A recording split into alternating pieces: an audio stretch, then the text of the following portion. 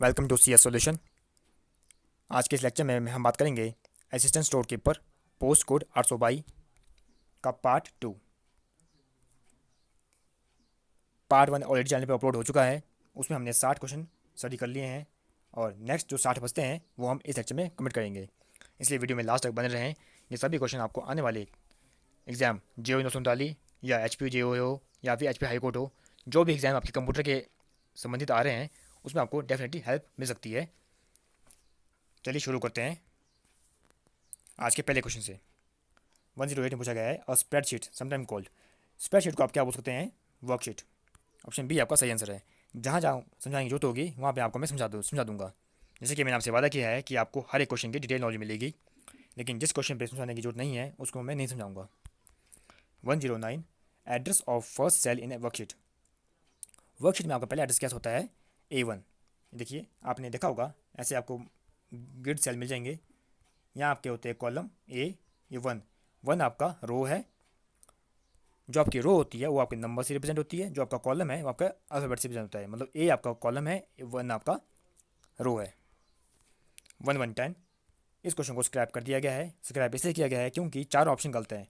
यहाँ बात की गई थी हाउ मैनी, यहाँ पूछा गया था how many character are there in cell. मतलब आप MS एक्सेल में एक सेल के अंदर मैक्सिमम कितने करेक्टर एंटर कर सकते हैं। तो मैक्सिमम जो लिमिट होती है इसकी 32,767 32767, ये इसकी मैक्सिमम लिमिट है एक सेल में कैरेक्टर एंटर करने की। लेकिन 32,767 ये ऑप्शन में कहीं भी नहीं है, इसलिए इस क्वेश्चन को स्क्रैप कर दिया गया है। इसका सही आंसर होगा 32767 कैरेक्टर। अगला क्वेश्चन है 111 विच of the following can not be change in spreadsheet. इस क्वेश्चन को भी स्क्रैप कर दिया गया है क्योंकि ये भी गलत है। गलत इसलिए है क्योंकि यहाँ पूछा गया है कि आप MS एक्सेल में स्प्रेडशीट के अंदर क्या चेंज नहीं कर सकते। अगर बात की जाए हाइट ऑफ सेल की हाइट को हम चेंज कर सकते हैं, ये भी गलत हो गया। विड्थ ऑफ सेल की विड्थ को भी हम चेंज कर सकते हैं। Length of page by painting इसको भी चेंज कर सकते हैं। तो सारे ऑप्शन सही थे इसके। तो इसका आंसर क्या था? इसका आंसर था कॉलम नंबर। कॉलम नंबर को आप चेंज नहीं कर सकते, इसलिए इस क्वेश्चन को भी स्क्रैप कर दिया गया है। ये दोनों क्वेश्चन आपके स्क्रैप हो गए हैं और इनके सही आंसर मैं बता चुका हूँ। अगला क्वेश्चन है an electronic spreadsheet consist of. उसमें आपके रोज भी होती हैं, कॉलम भी होते हैं, सेल भी होते हैं। ऑल ऑफ दीज, क्योंकि रो एंड कॉलम से ही आपका सेल बनता है। 113 ये क्वेश्चन भी गलत है आपका, लेकिन मुझे हैरानी होती है कि फाइनल आंसर के में इसका आंसर ए क्यों दिया गया। ये बहुत बड़ी मिस्टेक उनसे हुई है। इसका आंसर ए नहीं हो सकता। इसमें पूछा गया है आपकी वर्कशीट में कितनी रो होती है। अब बात करिए, अगर बात की जाए पुराने वर्जन की, पुराने वर्जन में आपकी रो होती थी कितनी? 65,536 ये रो होती थी और कॉलम कितने होते थे? 256। लेकिन अगर बात की जाए नए वर्जन की जो 2003 के बाद आए हैं, उसमें आपकी रो होती है 10,48,576 और कॉलम होते हैं 16,384। लेकिन ये रो आपको कहीं भी मेंशन नहीं की गई है। इसका आंसर आना था आपका या तो 10,48,576 या 65,536। ये आपका 2003 के वर्जन के बाद, ये 2003 से पहले। लेकिन ये दोनों में से कहीं ऑप्शन नहीं दिया गया है, इसलिए ये गलत है। फाइनेंस की में इसका आंसर गलत दे दिया गया है। ऐसा नहीं होना चाहिए था, पता नहीं क्यों इन्होंने आंसर गलत दे दिया। 114 the active cell in spreadsheet is identify by. आपके सेल में जो आपके स्प्रेडशीट में जो आपका सेल एक्टिव होगा उसको आप आइडेंटिफाई करेंगे सेल पॉइंटर से। ऑप्शन सी आपका बिल्कुल सही आंसर होगा। 115 which are entered in cell. आप सेल में क्या एंटर कर सकते हैं? आप सेल में डाटा भी और फॉर्मूला भी एंटर कर सकते हैं। ऑप्शन ए आपका बिल्कुल सही आंसर होगा। डाटा को एंटर कर सकते हैं एंड फॉर्मूला भी एंटर कर सकते हैं। एंड फॉर्मूला को एंटर करने के लिए आप क्या करेंगे? पहले आप इक्वल टू साइन लगाएंगे, उसके बाद आप फॉर्मूला एंटर करेंगे। ऑप्शन ए आपका बिल्कुल सही आंसर होगा।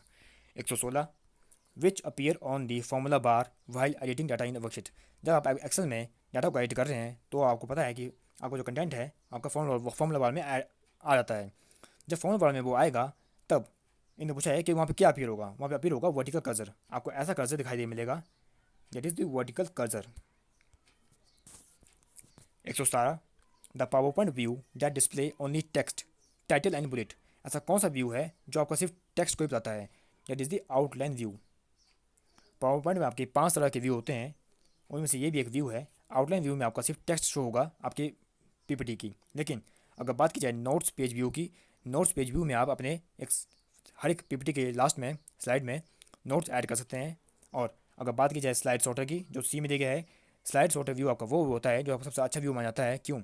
इसमें आप अगर आपके पास 100 स्लाइडें हैं तो 100 स्लाइडों को आप एक साथ देख सकते हैं एज अ थंबनेल। मतलब आपको हर एक स्लाइड की छोटी छोटी पिक्चर दिख जाएगी एक ही पेज में। और स्लाइड शो आपको पता है, जब आपने स्लाइड शो करना है, मतलब आपने जब अपनी पीपीटी रिप्रेजेंट करनी है तो आप शायद स्लाइड शो करेंगे। शॉर्टकट की इसकी F5 है। लेकिन अगर आपने करंट स्लाइड से पीपीटी चलानी है, उसकी शॉर्टकट की क्या होगी आपकी? Shift+F5। अगला क्वेश्चन है 118, what is the default power point standard layout? इसका होता है टाइटल स्लाइड। ऑप्शन ए बिल्कुल सही आंसर है। Next question, press dash to start presentation from beginning. अभी आपको मैंने बताया अगर आपने पीपीटी चलानी है बिगिनिंग से, आंसर होगा F5। लेकिन अगर आपने करंट पीपीटी से चलानी है, बोलने का मतलब है आपके पास 50 वर्कशीट है, सॉरी 50 स्लाइड है, और आप 26 स्लाइड पे काम कर रहे हैं, और आप चाहते हैं कि आपकी जो पीपीटी है 26 से शुरू हो, तब आप प्रेस करेंगे शिफ्ट और F5 को एक साथ, Shift+F5 को। लेकिन अगर आप चाहते हैं कि आपकी जो स्लाइड्स है वो आपकी शुरू से चले 1 से, तब आप प्रेस करेंगे F5 को। यहाँ बात की गई थी बिगिनिंग से। आप क्वेश्चन को ध्यान से पढ़ेंगे तभी उसका आंसर लगाएंगे, जल्दबाजी नहीं दिखानी है। वो अलग बात है, आपको पेपर में टाइम कम होता है, आपने इस पेपर करना है स्पीड में। जीवन 239 का पेपर आपको करना है स्पीड में। वो इसलिए क्योंकि आपको मिलेंगे 140 क्वेश्चन, और 140 क्वेश्चन कम नहीं होते। 120, which of the following can be added to PowerPoint? PowerPoint show में आप क्या ऐड कर सकते हैं? आप .jpg भी ऐड कर सकते हैं, .jfv, .wav भी। ये आपकी ऑडियो फाइल है, ये आपकी इमेज फाइल है, joint photographic expert group and graphic intelligent format, और ये आपका होगा वेव ऑडियो फाइल। आपका आंसर ऑल ऑफ दीज होगा। ऑप्शन डी आपका सही आंसर होगा। 121, minimum zoom size in MS power point. MS power point में मिनिमम कितना होता है? 10। मिनिमम तो आपको पता लग गया, लेकिन मैक्सिमम कितना होता है? मैक्सिमम होता है आपका 400। पावर पॉइंट और एक्सेल में आपका मैक्सिमम होता है 400, लेकिन मिनिमम होता है 10-10। मतलब वर्ड, एक्सेल, पावर पॉइंट तीनों में मिनिमम होता है 10। लेकिन अगर बात मैक्सिमम की जाए तो आपके वर्ड में, MS वर्ड में मैक्सिमम होता है 500%, लेकिन एक्सेल और पावर पॉइंट में होता है आपका 400%। उसको भी याद रखेंगे। जैसे कि मैंने आपसे वादा किया है कि आपको हर पेपर में एडवांस नॉलेज मिलेगी, डिटेल नॉलेज मिलेगी, इसलिए मैं आपको एडवांस नॉलेज दे रहा हूँ जहाँ जहाँ मुझे जरूरत पड़ रही है आपको बताने की। अगला क्वेश्चन है, in how many views you can create a table in MS Access? आपके पास एक्सेस में कितने व्यूज़ होते हैं? टोटल 4 होते हैं। एक होता है आपका डिज़ाइन व्यू, एक डाटा शीट व्यू, एक पाइवट टेबल व्यू, और चौथा होता है पाइवट चार्ट व्यू। ये 4 आपके व्यू होते हैं। 124, in MS Access hyperlink data type. आपको मैं MS एक्सेस के डाटा टाइप सब करा चुका हूँ, आप उसको भी देख सकते हैं। और आपको पता है कि हाइपरलिंक में आप क्या ऐड कर सकते हैं? एक वेब एड्रेस भी, ईमेल एड्रेस भी, किसी फाइल का पाथ भी। ऑल ऑफ दीज आपका आंसर होगा। 125, which is database management software? That is MS Access. 126, which is not a type of MS Access database object? That is worksheet. ये आपका access का object नहीं है, ये आपका एक्सेल का ऑब्जेक्ट है। 127, the computer processor consist of which part? Computer के प्रोसेसर में कौन सा पार्ट आता है? जो कंप्यूटर का प्रोसेसर है CPU, उसके आप पार्ट है control unit, ALU and memory unit. यहाँ पे आपको दो ही ऑप्शन दिए गए थे, कंट्रोल और ALU, इसलिए आपका आंसर ऑप्शन डी होगा। 128, digital computer use which system to encode data and program? That is binary system, 0 and 1। 129, tab key is use. जो आपका टैब की है, इसका क्या यूज़ है? इसका यूज़ है to indent a paragraph. 130, which is often use to select a highlight? That is mouse. 131, which type of memory hold only the program and data? ऐसी कौन सी मेमोरी है जो CPU में जो आपको प्रोसेसिंग होनी है उसके प्रोग्राम और डाटा को करे hold? That is the RAM, random access memory. 132, where in the disk put in computer? Computer में आपकी डिस्क कहाँ पुट होती है? In the disk drive. आपके पास जो आपकी सिस्टम यूनिट होती है वहाँ पे आपको डिस्क ड्राइव का अलग से ऑप्शन मिलता है, वहाँ पे आप उसको इंसर्ट कर सकते हैं डिस्क को। ऑप्शन डी आपका बिल्कुल सही आंसर होगा। 133, the first computer language developed for programming? आपकी जो पहली कंप्यूटर प्रोग्रामिंग थी, लैंग्वेज थी हाई लेवल की, वो थी आपकी फोर्ट्रान। फॉर्मूला ट्रांसलेशन इसका पूरा नाम है। इसकी इन्वेंशन हुई थी 1957 में। इसके फादर कौन है? John Bacchus. और इसका यूज़ क्या है, साइंटिफिक पर्पज़ के लिए। साइंटिफिक पर्पज़ के इसका यूज़ है और इसको पहले सबसे पहले डिज़ाइन किया गया था IBM कंप्यूटर के लिए, international business machine. 134 to calculate perform calculation and store data computer use which number system, that is binary number system. 135 DOS stands for disk operating system, option B सही answer होगा। कब आया था, 1981 में। 136 a computer system include hardware software peripheral device, option D आपका सही answer होगा, ये सभी होते हैं इसमें। 137 server is a computer which provide resource to other computer commuted in a network, मतलब सर्वर एक कंप्यूटर है, वो बाकी सभी कंप्यूटर को, बाकी सभी डिवाइसेस को रिसोर्स प्रोवाइड करता है जो सभी आपके एक नेटवर्क में कनेक्ट होते हैं। आपके नेटवर्क को बनेगा, सभी कंप्यूटर आपके कनेक्ट होंगे एक नेटवर्क से, और यहाँ पे एक सर्वर होगा जो सबको इन्फॉर्मेशन देगा, रिसोर्स देगा ऑन दी देयर डिमांड। यही से पूछा गया था, इसका आंसर आपका नेटवर्क होगा। 138 कंप्यूटर कनेक्टेड टू लैन और कैन, जो कंप्यूटर आपकी लैन से कनेक्ट होते हैं वो क्या कर सकते हैं, दे कैन शेयर इन्फॉर्मेशन और शेयर पेरिफेरल इक्विपमेंट, वो आपकी इन्फॉर्मेशन को शेयर कर सकते हैं और या फिर किसी इक्विपमेंट को या किसी पेरिफेरल को शेयर कर सकते हैं। वो मोस्टली आपका शेयर क्या होता है, प्रिंटर। ये आपको मैं एडवांस नॉलेज दे रहा हूँ कि मोस्टली आपका शेयर होता है printer. 139 the home page of website, किसी भी साइट का जो होम पेज होता है वो आपका कौन सा होता है, first page, option C right answer होगा। 140 background of a screen in known as desktop, option C right answer. 141 which is created by application, that is document, आपकी एक जो एप्लीकेशन होती है वो क्या आती है, डॉक्यूमेंट। 142 पास्क line is also known as, जो आपकी पास्क लाइन है उसको क्या बोलते हैं, एडिंग मशीन, ऑप्शन बी आपका सही आंसर होगा, option B adding machine. 143 computer instruction written in, computer instruction written with the use of English word instead of binary machine code is called, that is mnemonic code. बोलने इसने ये बोला है कि computer की इंस्ट्रक्शन को आप इंग्लिश वर्ड में लिखते हैं बजाय मशीन कोड के। तो जब आपने पढ़ा होगा असेंबली लैंग्वेज में, जो आपके निमोनिक कोड होते हैं वो आपको होते हैं ऐसे, जैसे आपने लिखा है ऐड, ऐड को लिखेंगे आप ADD, सब को SUB एक्सेट्रा, इसका आंसर होगा mnemonic code. 144 a high speed device used in CPU for temporary storage during the processing, that is register। 145 a button that make character either upper or lower case and number to symbol, आपका होता है shift की, इसको आप press करेंगे, इससे आप upper lower कर सकते हैं, और शिफ्ट प्रेस करेंगे तो आप कैरेक्टर को अपर कर सकते हैं, बिना शिफ्ट के आप कैरेक्टर को लो लेवल में, लो केस में टाइप कर सकते हैं, और नंबर टू सिंबल भी आप इसमें चेंज कर सकते हैं। 146 a storage device use to compensate the difference in flow of data in known as, ये आपका होता है बफर, ऑप्शन सी सही आंसर होगा। 147 बिट एट पोजीशन जीरो, जो आपकी जीरो नंबर पे आपकी बिट होती है, जीरो पोजीशन पे उसको क्या बोलते हैं, मतलब बोलने का मतलब है कि आपका नंबर है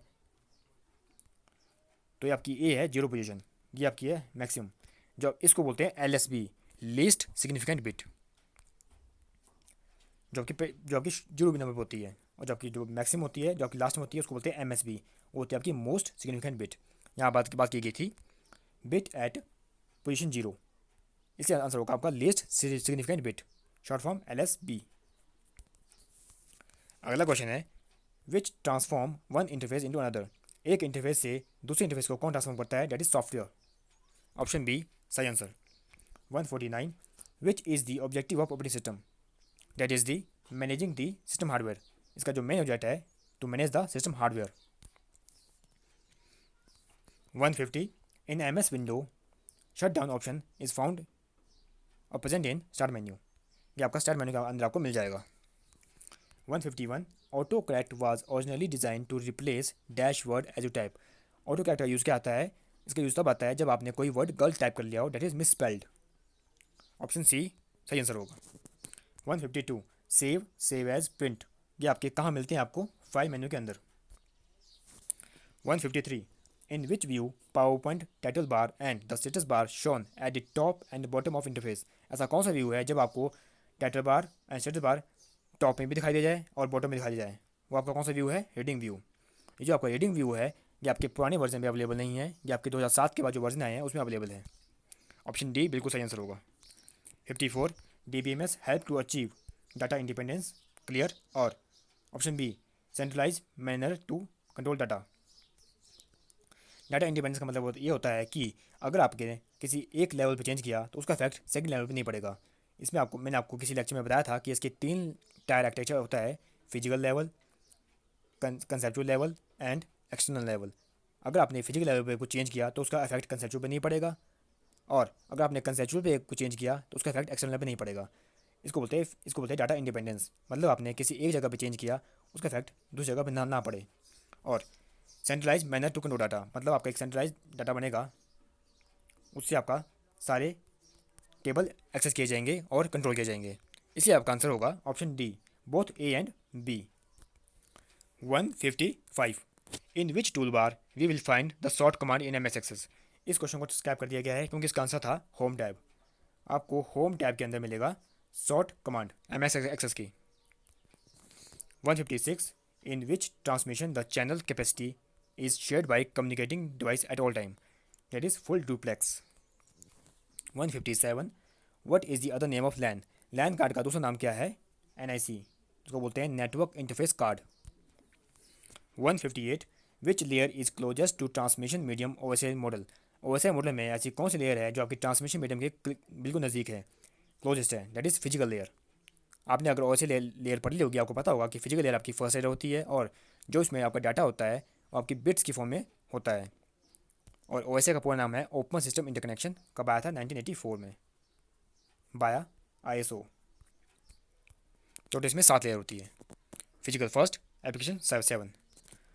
159, which of the following is web browser. आपका ये भी वेब ब्राउज़र है, मोजिला वेब ब्राउज़र है, एंड नेटस्केप भी है। आपके सभी वेब ब्राउज़र है, ऑल ऑफ दीज। डी आपका सही आंसर होगा। 156, the HTML code written in text editor to make web page is called source code. 161, which is example of malware. जो आपके मालवेयर होते हैं उनको बोलते हैं मैलिशियस सॉफ्टवेयर। ये आपके वो सॉफ्टवेयर होते हैं जो आपके कंप्यूटर को डिस्ट्रॉय कर देते हैं, उसके डाटा को करप्ट कर देते हैं, इनको बोलते हैं वायरस। मालवेयर का पार्ट है आपका वायरस। ऑप्शन सी सही आंसर होगा। 162, an inverter is also called which gate. इस कौन सा गेट ऐसा है इसको बोलते हैं इन्वर्टर? वो आपका है नॉट गेट। नॉट गेट में क्या होता है, जो आपका 1 है वो आपका 0 बन जाएगा, जो 0 है वो आपका 1 बन जाएगा, इसको बोलते हैं इन्वर्टर। 1 का उल्टा 0, 0 का उल्टा 1। Inverter is not gate. 163, which is not the characteristic of software. इनमें से कौन सी आपकी सॉफ्टवेयर का फीचर नहीं है? Option D, software is always correct. ये जरूरी नहीं है कि आपका सॉफ्टवेयर हमेशा करेक्ट हो, ये इसका फीचर नहीं है। 164, C is a high level language which is developed by. जो आपकी सी लैंग्वेज है वो आपकी हाई लेवल लैंग्वेज है, उसको किसने डेवलप किया था? डेनिस रिची ने। ऑप्शन बी आपका सही आंसर होगा, डेनिस रिची। ऑप्शन ए में दिया गया है B4 ने स्टॉप स्टॉप। ये आपके C++ के फादर है, C++ के। ऑप्शन सी में क्या है? Charles Babbage. चार्ल्स बेबेज आपके कंप्यूटर के फादर है। ऑप्शन डी में देखा है होवर्ड आइकन। होवर्ड आइकन आपके मार्क फर्स्ट जो आपका कंप्यूटर था उसके फादर है। क्लियर?